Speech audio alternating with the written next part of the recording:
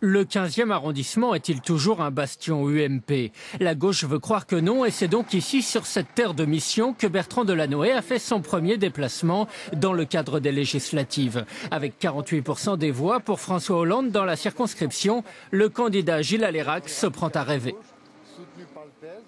Ça prouve que le 15e n'est pas aussi ancré à droite que certains voudraient le faire croire. C'est un territoire de Paris qui est à l'image de Paris, qui est plus jeune, plus dynamique qu'il n'était il y a quelques années.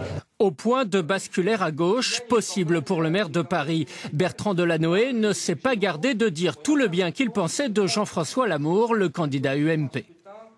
Il est d'une méchanceté bornée, on va dire, sectaire, mais il est sectaire ce type.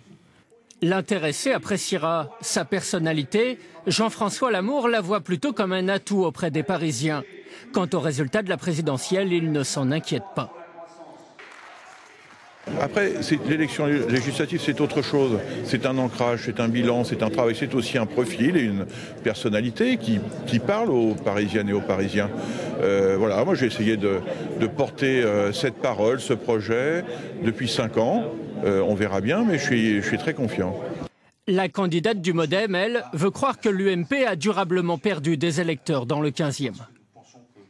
Je vois sur les marchés, beaucoup de gens me disent, écoutez, l'UMP a montré un visage qui nous choque, qui nous blesse, qui nous divise, et on ne sait plus très bien où se retrouver. Et moi, ce que j'essaie de leur dire, c'est écoutez, justement, on essaie de construire une force centrale dans le paysage politique.